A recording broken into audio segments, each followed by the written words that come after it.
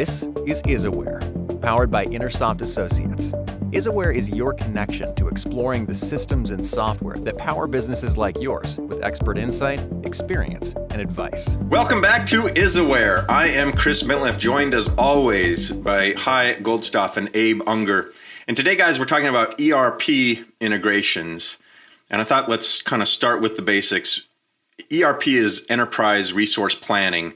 And I think that's kind of it doesn't really give credit to what an ERP is, which I think is kind of the brains of the operation in a lot of organizations. But let me stop and ask you, what are some ways that companies use their ERP to kind of, help manage the entire information system flow inside of a company?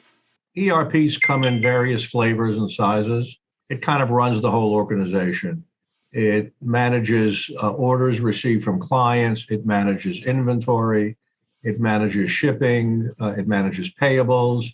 It manages receivables, may or may not do payroll. So it kind of manages the entire core business of an organization. In a bank, it might be, and there are other enterprise level pieces of software beyond the typical ERP. And ERPs can go from, SAP, NetSuite, Oracle, those are the ones that many people are aware of. Microsoft Dynamics, is another one. And so those are items people are aware of, but there are different kinds that, also run a major part of the organization. One might include, for a bank, it might include something that does foreign exchange management between two counterparties. It's certainly, you're certainly managing the customer's deposits. You're managing loans.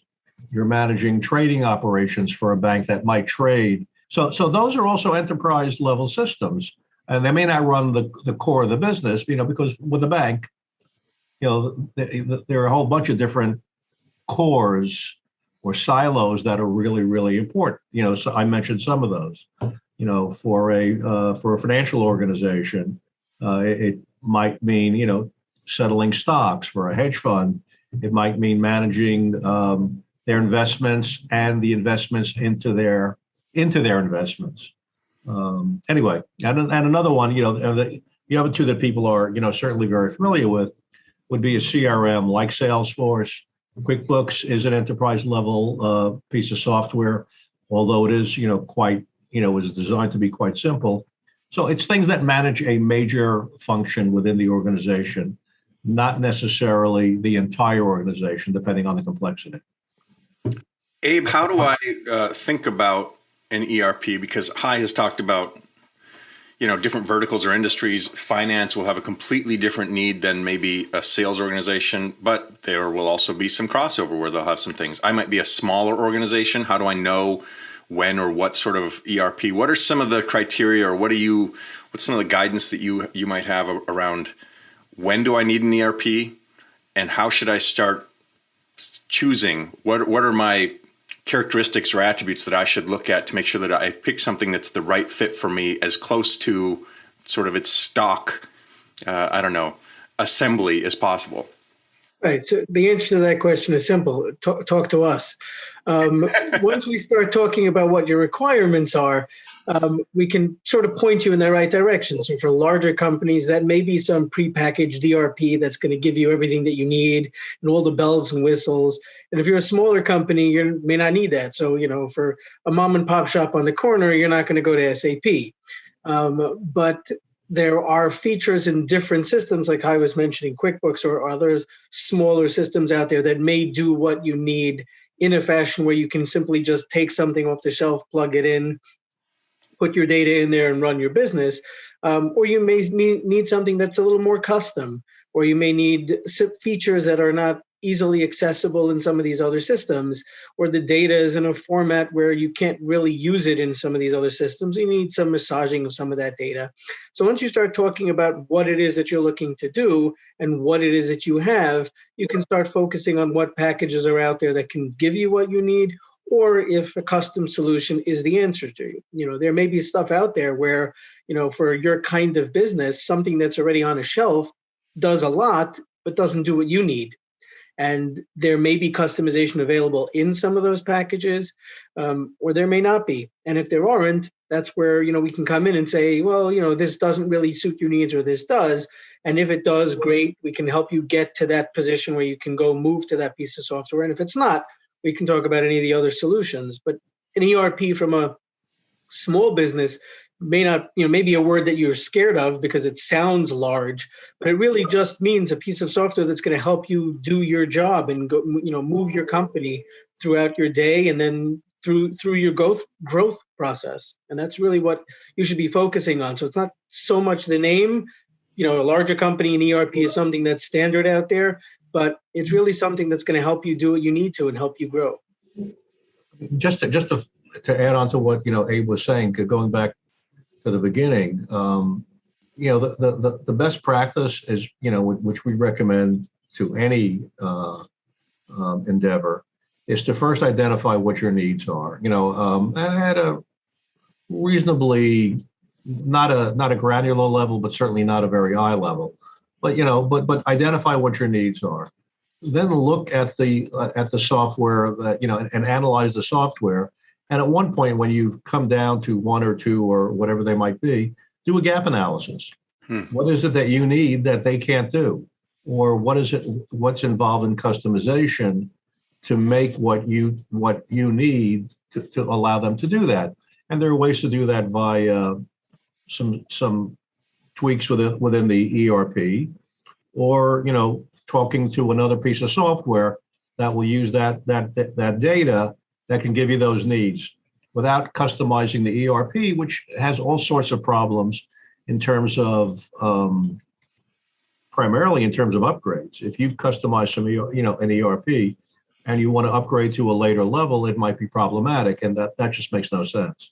That's not the right path to take. So you might want to take this functionality and move it off to the side. And bring this back to one of those three-letter words that we were talking about. Yeah. I want to go back to one of those three-letter words we were talking about, API, where a lot of those ERPs have APIs that you can call. We'll see how many three-letter words we can get in this conversation. Right. But that's exactly what I wanted to ask you about next. 2 points that are coming clear to me from what you guys are sharing. The first is we kind of said it maybe with a little bit of humor, but this can be a sort of intimidating, technical-minded decision that isn't necessarily in the sweet spot or the wheelhouse of business leaders out there. And it is wise to seek counsel from somebody like Intersoft Associates who can just help you understand what your needs are and what those things are. Again, you don't need to know what your problem is. You just need to know you have some sort of a problem. And then, I like how you follow that up with, again, let's not start the conversation with a technical conversation. Let's start it with, what are you trying to do? And what's getting in your way of trying to achieve that? And that leads us into this idea of integrations. And so we've talked before about what integrations are. We know that that's connecting information or data from one source to another. And APIs, application processing interface, is a way that we can do that. What are some common, when you said let's not necessarily focus sometimes on customizing the ERP, meaning let's not get under the hood of that particular piece of that system or piece of software and start wrangling around in it, but let's offload. You said let's offload some of those responsibilities to something else. Can you share more about that, or maybe an illustration, or in your experience what you've done? What are some integrations that we can kind of bolt on to an ERP to help my business do specific things? And why is that better to do it that way than to think, well, I'm going to try to mess with the ERP proper? I'll start with, we've done a whole bunch of them, and I'll start with something that's a bit older, Pearson Education. They have a royalty, so they have an ERP that manages, book ordering. It manages a whole bunch of stuff to make sure the book gets shipped. Yet they also have to pay the authors, and doing that within their ERP, it just didn't do it well. Couldn't do it because it's paying authors royalties and accounting for that is really, really complicated stuff. And they had built their own royalty system. Well, now they wanted to go one step further and write software that would manage secondary rights of their intellectual property. A common example is you have a book and you want and you want to have an Italian translation of that book. Mm. And that's done via a counterparty where the publisher, in this case Pearson, takes the role of the author, and the Italian publisher takes on the role of the publisher, and Pearson gets advances, Pearson gets royalties, and then shares all that with the author. So we built a system to manage all of that, totally self-contained. However, we got data from their royalty system. We got data from their product system. They had a couple of product systems because of the way Pearson was structured between higher education and K-12. So we got data from all these systems, and then we provided data back to the royalty system so that the author can get paid properly. So here's a very, very important piece of the royalty system was done, outside of the ERP, but certainly, all the product information comes from the ERP, the books, whatever those ISBNs are, and the subsidiary rights system, grabbed all that information, and it was a two-way street. We grabbed information from the royalty system, and we sent information to the royalty system. And at one point, because we had all sorts of data from various sources, that rights system became the go-to product system within all of Pearson, because we had data that existed in many different systems, and it was all consolidated into what we had because we needed it. And we were the one version of the truth for information about a product related to author. I mean, all sorts of data that was important to the other, functional areas within the company. So that's a large, complicated example, but ultimately the implementation, was seamless. So the ERP proper kind of stays where it is, but you were integrating many different capabilities back and forth into the ERP. And then when it came time, Abe, to do some upgrades, some updates, evolve the needs, even as we've talked about, sometimes when you solve those problems, you realize there's more opportunities that now you can solve for a problem that you didn't really even realize existed. But now that you've got a new way of thinking about your business and your data, you can see that all of those things can be innovated on and built on, and you're not ever having to really deal with technically the ERP. It's the integrations and those satellites around it that are doing the work, yes? Correct, absolutely. And by doing some of that in other scenarios as well, where we were talking about other divisions in a company where they were all doing the same kind of a thing. In our cash forecasting example, we were talking about a couple of podcasts ago. We were talking about one division wanted to do their cash forecasting. That was interfacing with an ERP. It was with an SAP system to get some data out of it. One of the other divisions wanted to do the same thing. We had to interface with their Oracle ERP. Now, because we had this outside of the ERP system that could do the forecasting, all we had to do was plug that into their Oracle data, pull that data out, and then bingo, we now have the same functionality, even though the backend or the ERP was completely different. So it does give you benefits doing things outside of the ERP, is that you're not limited to that ERP. You can move that functionality from one to another. And that was, a wonderful time save on their end, because they were simply able to just do some data massaging, get some data, and run the same code to do their forecasting for different divisions, different ERPs, different backends.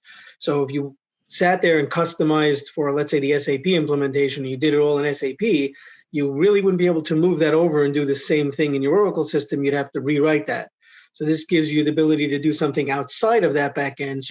And it also allows the backend to change. So if you wanted to, as I said, upgrade or move to something else, that doesn't mean that your cash forecasting program has to change. That may, in fact, stay the same. A little bit of tweaking now, calling some different APIs or different data gathering methods, but your front end stays. So that definitely helps in that world. So guys, we talked about Oracle and SAP, and we've talked about Microsoft Dynamics. Some of these are sophisticated systems, great big systems. But you also mentioned earlier Salesforce. You mentioned QuickBooks. And I think for me, that means a smaller business or an organization that isn't, enterprise, thinking of themselves in that way. And Abe, you kind of alluded to that earlier. Help me understand how QuickBooks is a valuable part of thinking about it being an ERP in my organization, and what are some ways that I might be integrating that with something else? Sure. So an example of QuickBooks is a client of ours that does some work where they've been managing their vendors and their orders in a QuickBooks application. And you start off small. You start off with a couple accounts, a couple of purchase orders, a couple of invoices, a couple of cash receipts, and then that couple starts to multiply. And you want to start building on that. You want to give people a website where they can go in and order whatever it is that they want to do, or view the status of their orders, or check their payments. So now you're dealing with QuickBooks as an application running behind the scenes in your organization, and you want to start exposing some of that to a public site where people can go see that information. QuickBooks itself, you're not going to expand to say, let's give a QuickBooks public face or give people access to your QuickBooks database. You got to be crazy to do that.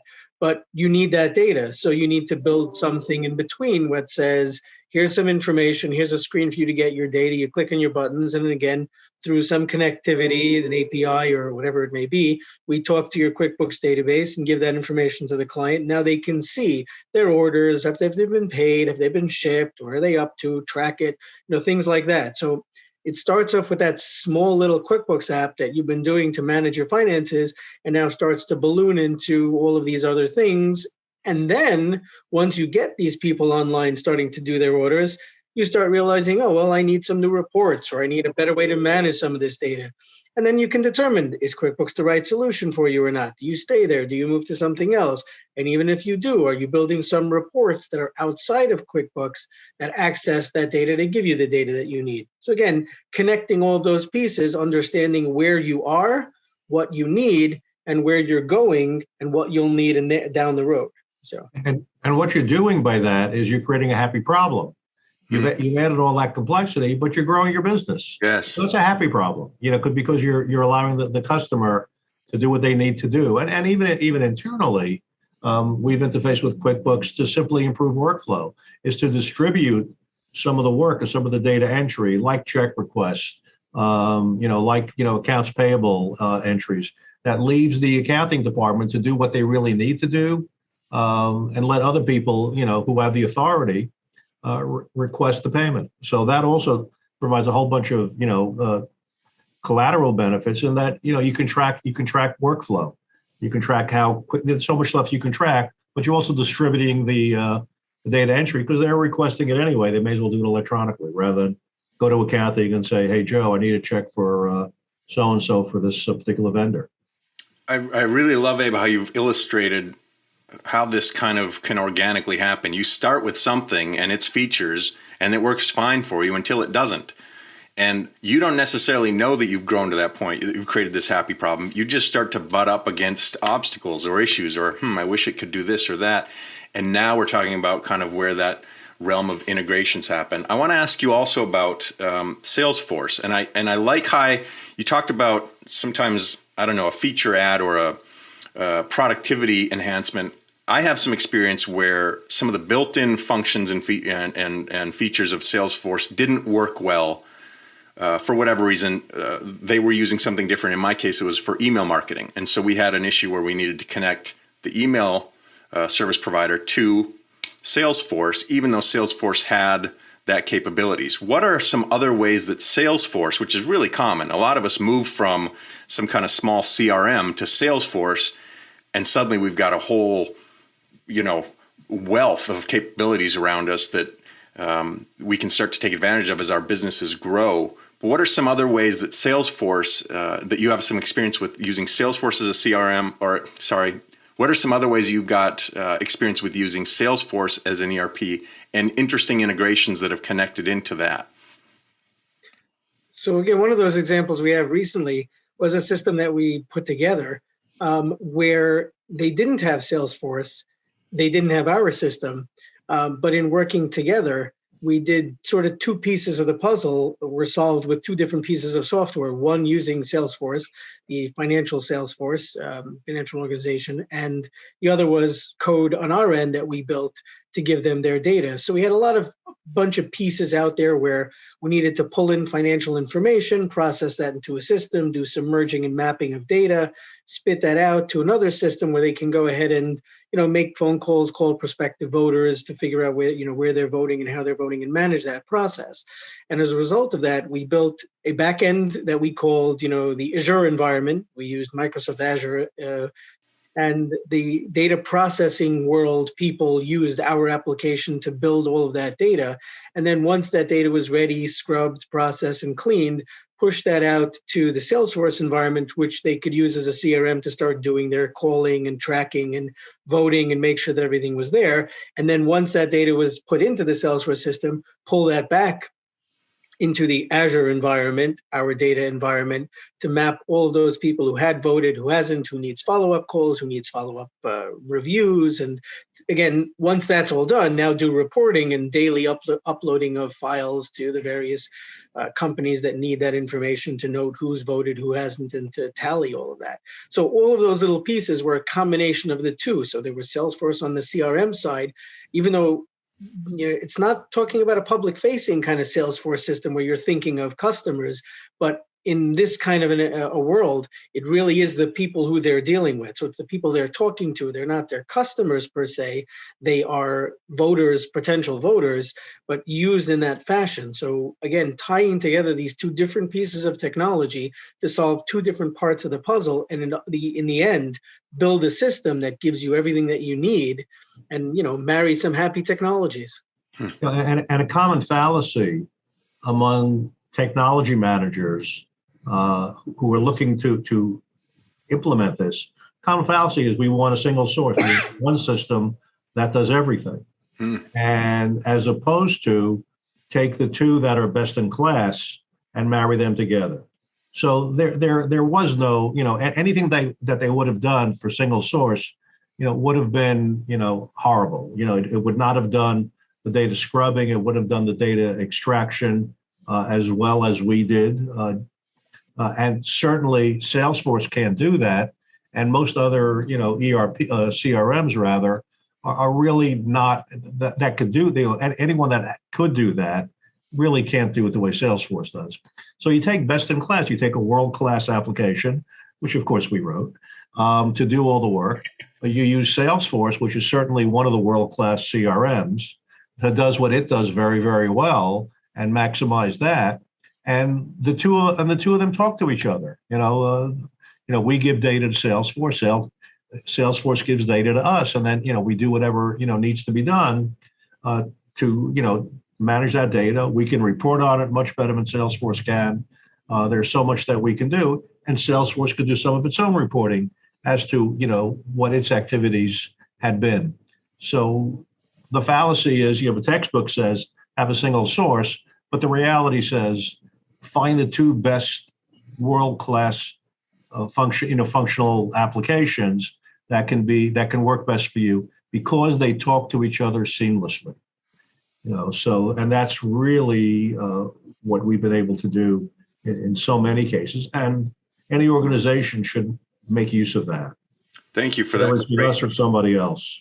Thanks for that great advice, Hai, because I think you're right. The status quo is we think of the thing should solve all the problems instead of thinking what's the best tool for the job and how do we get them to work together. And I think that's a really valuable perspective that even goes beyond my thinking, oh, I wish I could do something that I can't do. You may be able to do something better than you're doing it if you were to be using the right tool for the job. And I think it's useful to point out we're using some phrases like bolt on or plug in or back end.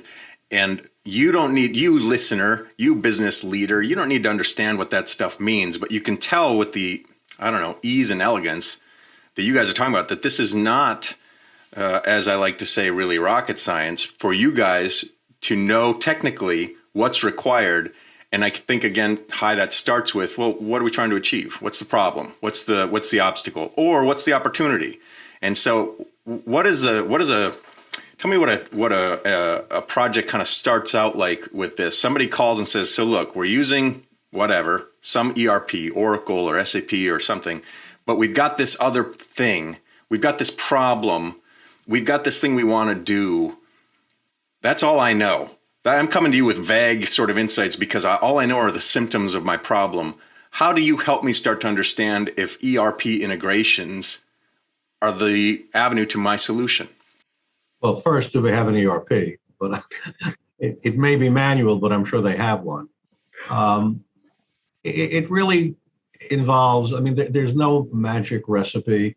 It involves, having a conversation, listening, asking the right questions, and drilling down.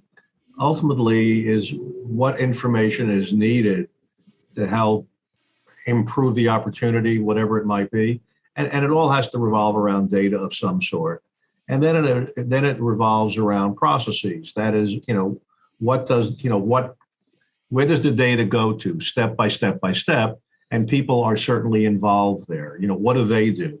What are their jobs? What decisions do they make? But how can those decision-making processes be improved? How can we give them the information they need to make a proper decision immediately? And then we determine, okay, what's the best way to proceed?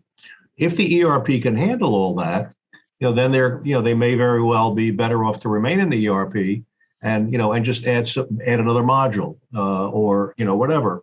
And if not, then determine what's involved, determine some sort of a high level cost, make sure that there's an ROI on it, and then begin digging even deeper into how we do it. And generally, when you do that, you find so much more because people tend to if they've been doing this for a while, they tend to have tunnel vision and look at things one way and really don't. I hate to use the word think out of the box, but think beyond. Use their peripheral vision from a business standpoint. That's a great analogy, and I think that's the value of having a partnership like with yours. It's your role, it's your job to think outside the box and to bring in that unique, different perspective, to see it from an angle that nobody else is seeing it. I think we've also had experience in so many industries and in so many types of situations where we're dealing with process flow, where it may be with a bank and their trading room, where it may be with an M&A firm, where it may be with publishers, and it's real easy to adapt a lot of what we've learned over the years, with that peripheral vision, understanding that data is data, and whether you're selling widgets or intellectual property, there are a lot of commonalities with moving that data from one phase in the organization to another. And we apply that, and we ask a lot of dumb questions, which get people talking. And the more you talk, the more you learn. So that's part of our process, and it seems to have worked over the past 35 years. It brings me back to the first thing you said, Abe, which was start by giving us a call. And I think that's important because this is an interesting conversation, but it can feel dense and it can feel complex or complicated, and it doesn't have to be. And the right perspective can easily help you start to see the possibilities and as you say, the peripheral vision, to see what you don't see, to have an ally in there who can connect those dots and that data for you. Guys, thanks for an interesting conversation about ERP integration. I think there's more to learn here and to explore. I think a lot of companies, in my experience, struggle with inefficiencies that they don't need to be dealing with, but they feel like they get used to, and it becomes like a piece of furniture that you don't realize you could move instead of having to constantly walk around. And I think the ERP can be a source of friction in some of those ways. So maybe we can dive into that in future episodes. But thanks for all your expertise today, guys. Thank you. Thank you. Thanks for joining us for IsAware, and a special thanks to our subscribers. Consider becoming one today. IsAware is powered by Intersoft Associates, who believes the more you know about your IT, the better. Visit us at intersoftassociates.com and schedule your free consultation to talk about how custom software can help your business.